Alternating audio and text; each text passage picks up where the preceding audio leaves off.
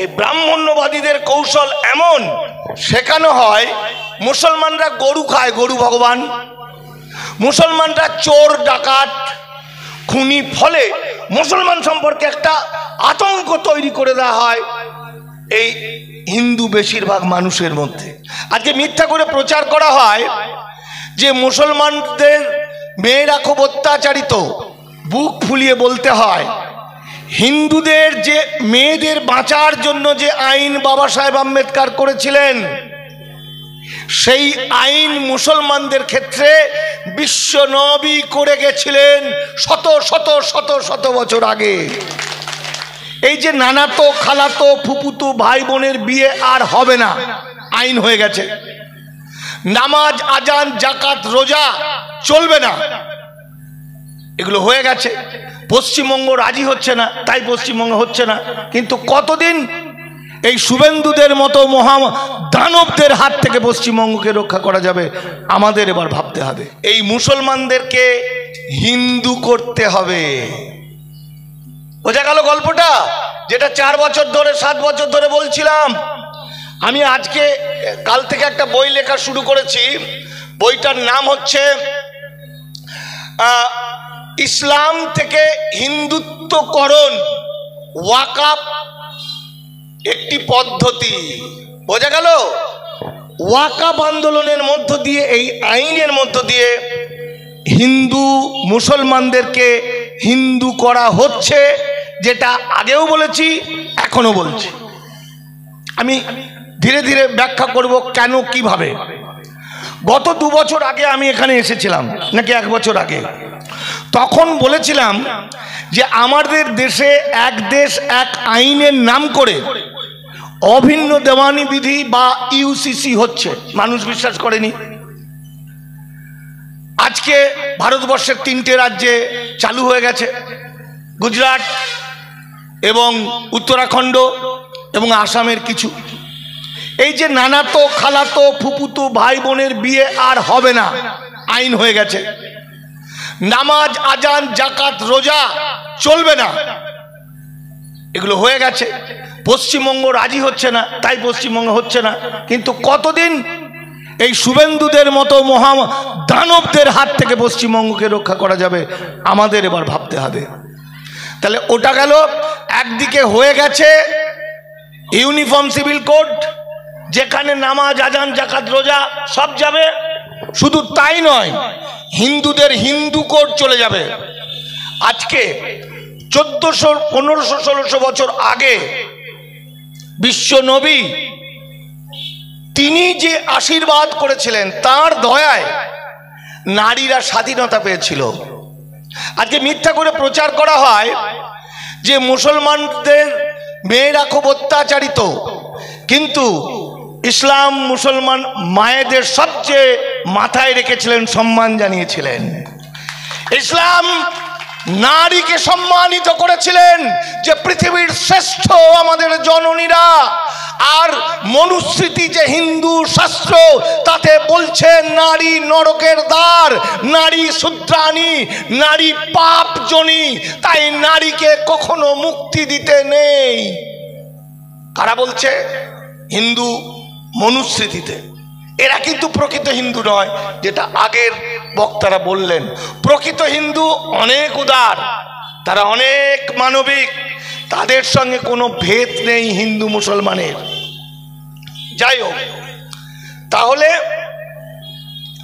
ইউসিসির মাধ্যমে ওটা হয়ে আছে। যে কোনো দিন 72তম আইন পরিষদের মাধ্যমে ওটা করে নেওয়া হয়েছে, পশ্চিমবঙ্গ রাজি হচ্ছে না। ওটা আবার আইনে রূপ দিয়ে কিছুদিনের মধ্যে আসবে। তাহলে মুসলমানরা নামাজ আজান জাকাত রোজা করতে পারবে না। হিন্দুদের ছোট জাত বড় জাত বিয়ে নিষিদ্ধ। হিন্দু মেয়েদের লেখাপড়ার অধিকার থাকবে না।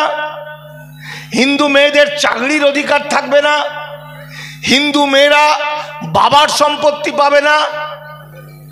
আজকে বুক ফুলিয়ে বলতে হয়, হিন্দুদের যে মেয়েদের বাঁচার জন্য যে আইন বাবা সাহেব আম্বেদকর করেছিলেন, সেই আইন মুসলমানদের ক্ষেত্রে বিশ্ব নবী করে গেছিলেন শত শত শত শত বছর আগে। যখন একটা বাচ্চা ভূমিষ্ঠ হয়, বেশিরভাগ ক্ষেত্রে মা বাবা তাকে বড় করছে, ছেলে কিশোর হচ্ছে। কিশোর হওয়ার পরেই এই ব্রাহ্মণ্যবাদীদের কৌশল এমন শেখানো হয়, মুসলমানরা গরু খায়, গরু ভগবান, মুসলমানরা চোর ডাকাত খুনি, ফলে মুসলমান সম্পর্কে একটা আতঙ্ক তৈরি করে দেওয়া হয় এই হিন্দু বেশিরভাগ মানুষের মধ্যে। যে সময়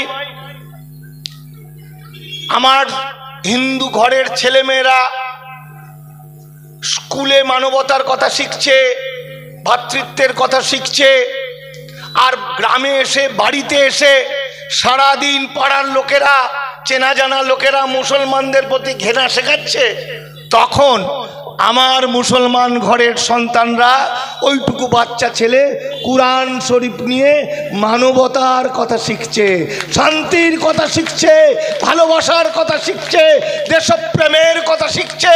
তাই ভারতবর্ষকে চিরকাল বিপদের হাত থেকে বাঁচিয়েছে মুসলমানরা, সমুদ্রের মতো রক্ত ঢেলে উজাড় করে দিয়েছে অর্থ দিয়ে সমস্ত কিছুকে। আর আজ সেই মুসলমানদের চিরকালের জন্য এরা চতুর্থ শ্রেণীর নাগরিক, মানে বর্ণ ব্যবস্থা। ধরুন হিন্দু রাষ্ট্র হলো, এক সময় বাঁচার জন্য হিন্দুদের একটা অংশ ব্রাহ্মণ্যবাদের অত্যাচারীর হাত থেকে বাঁচতে মুসলমান হয়েছিল। আজকেও এই ব্রাহ্মণ্যবাদীদের অত্যাচারে বাঁচতে হিন্দু হয়ে গেল।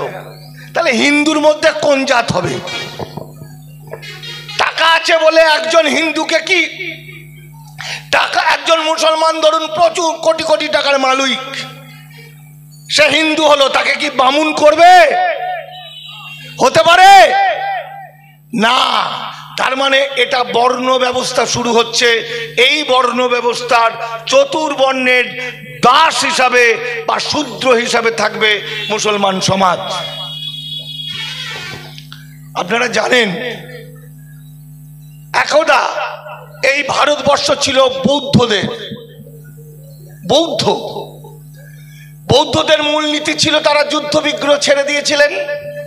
তারা বাড়িতে যে ঘোড়াটা থাকতো বা হাতিটা থাকতো সেটাও তাকে জল দিত ছেঁকে, এবং মূলত নীতি কথা, পড়াশোনা, দেশপ্রেম, ভালোবাসাটাই ছিল তাদের মূল বিষয়। তাই এই বৌদ্ধ জাতিকে নৃশংসভাবে হত্যা করেছিল ব্রাহ্মণ্যবাদীরা, আজকের যারা আরএসএস এদের উত্তরসূরিরা। অসংখ্য বৌদ্ধ ভিক্ষুকের গলা কেটে শতস্বিনী নদীতে ভাসিয়ে দিয়েছিল, সরজু নদীতে। আর ভিক্ষুকিনী যারা ছিল বৌদ্ধ, সেই ভিক্ষুকিনীদের মন্দিরের ভিতরে আটকে দেবদাসী করেছিল, যৌন দাসী করেছিল। ব্রাহ্মণ পুরোহিতরাকে অত্যাচার করত সেই মায়ের উপরে। ঠিক সেই সময় এই ভারতবর্ষের কিছু মানুষ, তথাকথিত নিম্নবর্ণের মানুষ, 6000 7,500 ভাগে বিভক্ত। একজন আরেকজনের সঙ্গে সেই সদ্ভাব তেমন ছিল না। ছায়া মারালে নাকি পাপ হতো, উচ্চ বর্ণের লোকেরা এদের ছায়া মারাতো না। এই মতুয়াদের গলায় ঘটি বেঁধে দিত, তার থুতু যাতে বাইরে না পড়ে। এই মতুয়াদের কোমরে ঝাঁটা বাঁধা থাকতো যাতে সে পরিষ্কার করতে পারে। আপনারা জানেন এ বিষয়ে স্বামী বিবেকানন্দ একটা কথা বলেছিলেন। স্বামী বিবেকানন্দ বলেছিলেন, হযরত মুহাম্মদ হচ্ছেন সাম্যবাদের আচার্য। তিনি উদাহরণ দিয়ে বলেছিলেন, আফ্রিকা থেকে কোনো সুলতান যদি কোনো কৃতদাসকে কিনে নিয়ে যায়, সেই কৃতদাস যদি গুণী হয়, তাহলে সেই সুলতান তার মেয়ের সঙ্গে সেই কৃতদাসের বিয়ে দিতে পারে। এটাই ইসলাম ধর্ম। তিনি আরো বলেছিলেন, আর আমাদের খেতে বসে যদি কোনো নিম্নবর্ণের মানুষ পাশে এসে দাঁড়ায়, তার ছায়া পড়েছে বলে প্রায়শ্চিত্ত করতে হয়। এটাই হিন্দুত্ববাদ এবং কুৎসিত হিন্দুত্ববাদী।